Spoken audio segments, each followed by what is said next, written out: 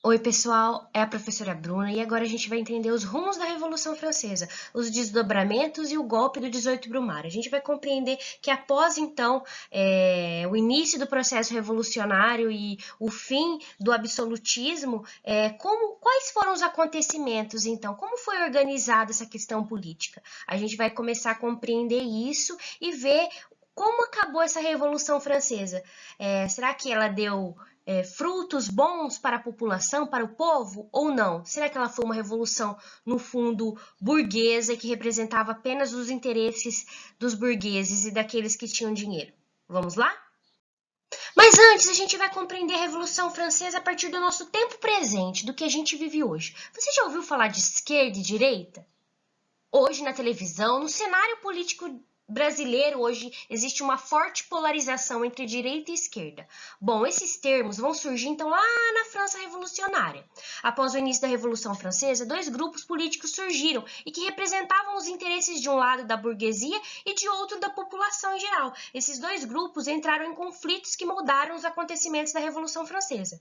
Os grupos políticos, então, eram os girondinos, na região da Gironda, sul da França, representavam a alta burguesia. E os jacobinos, que era um nome ligado ao convento de frades, os jacobinos, que eram dominicanos, representavam a baixa burguesia e classes populares, que eram os sans-culottes. Existiam outros partidos como Pântano, que era o partido dos burgueses sem posição política definida.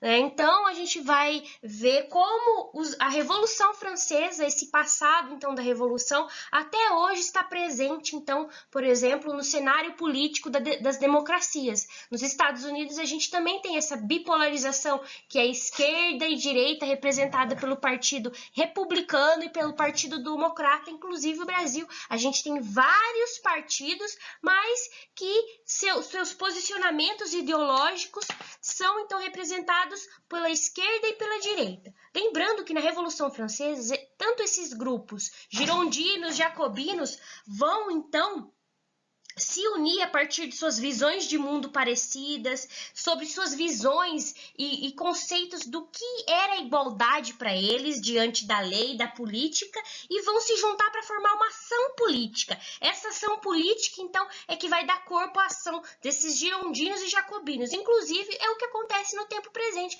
quando a gente tem aí blocos de partidos que se unem em comum, de uma causa comum. Então, a gente vai ter o período da monarquia constitucional após a Assembleia Nacional, então, aprovar uma Constituição que colocou fim ao privilégio do primeiro e do segundo Estado e limitou o poder do rei. Nesse momento, era o fim da monarquia absolutista na França.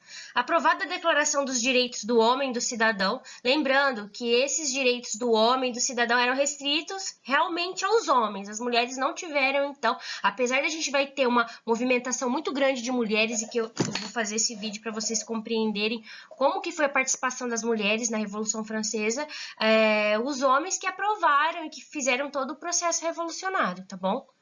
Aprovada a Constituição Civil do Clero, proclamada a primeira Constituição da França, estabelecendo a monarquia constitucional com 3 poderes, lembrando que é o quê? Os 3 poderes, o executivo, o judiciário, o legislativo e o voto censitário. O voto censitário é aqueles que têm dinheiro poder votam. Então, ou seja, o povo já foi tirado do jogo político. Assinadas leis que proibiam greves e formação de associações de trabalhadores. Novamente, os trabalhadores foram, cortados aí, tiveram suas opiniões reprimidas, suas vontades, suas reivindicações.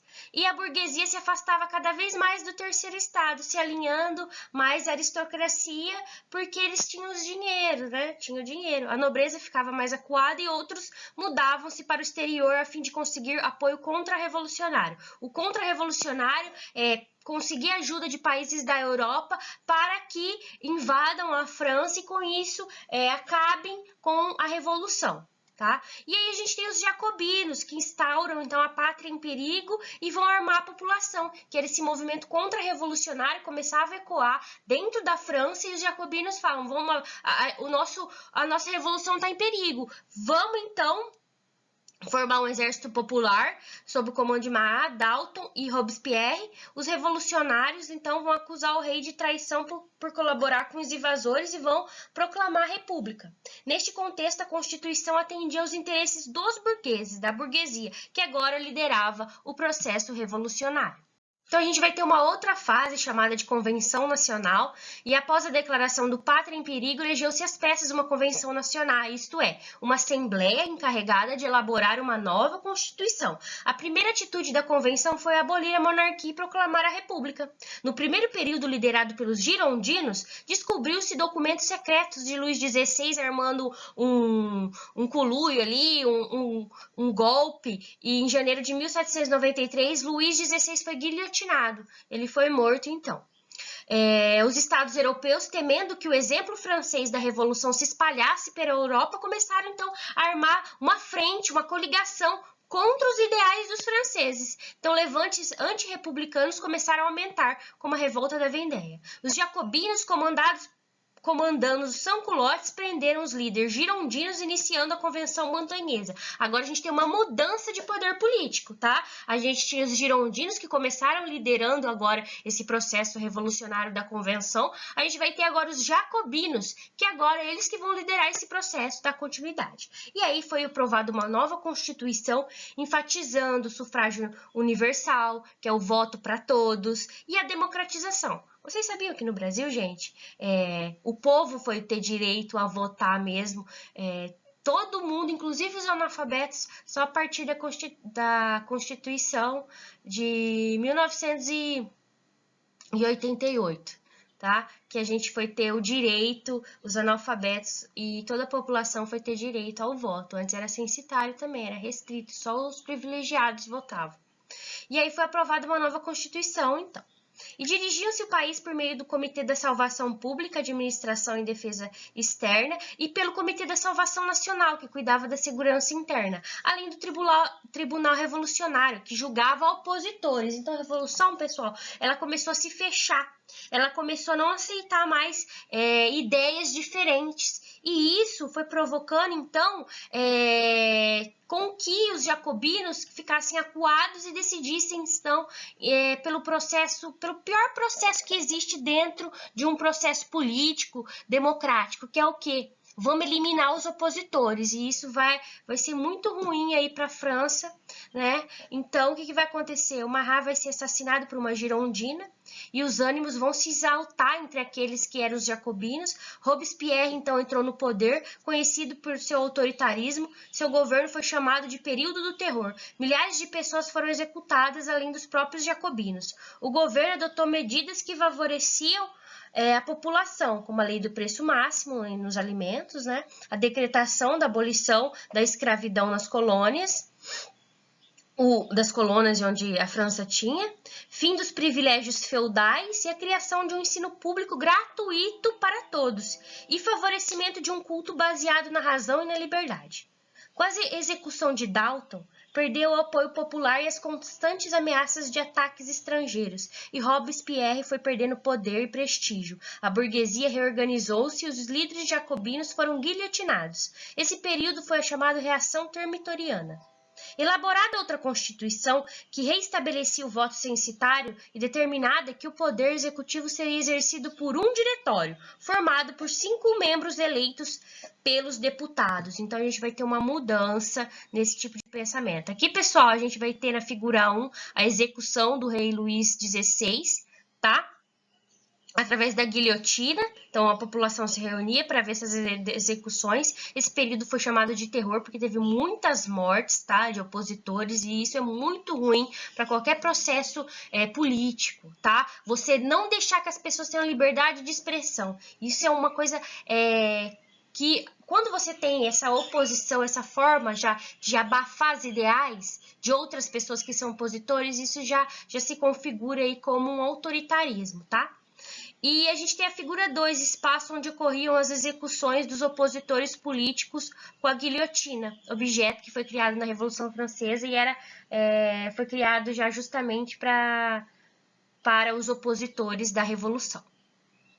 Bom, após o período de terror, então, a gente vai ter o diretório que vai ser onde 5 membros, então, vão governar. A gente vai ter a supremacia dos girondinos, tá?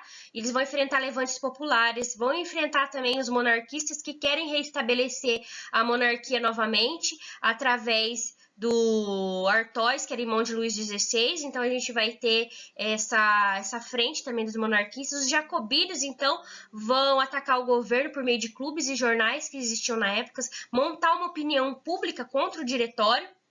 O governo vai endurecer, vai fechar os jornais, vai silenciar, né, a oposição, vai ameaçar expulsar todos do país e seus adversários, mas estava se desmoronando. E surgiu uma ideia, pessoal, muito familiar. Nesse momento, os jornais diziam que a França precisava de um homem enérgico, respeitado e admirado para salvar a pátria. Um jovem general surgia nessa figura, porque ele havia lutado antes, quando se teve a primeira frente contra a revolução dos países europeus para abafar a revolução. Bonaparte, como um jovem general, ele se destacou, e nisso ele vinha já se organizando ali e se destaca, e com isso as pessoas vão começar a ver nele como um salvador da pátria, né?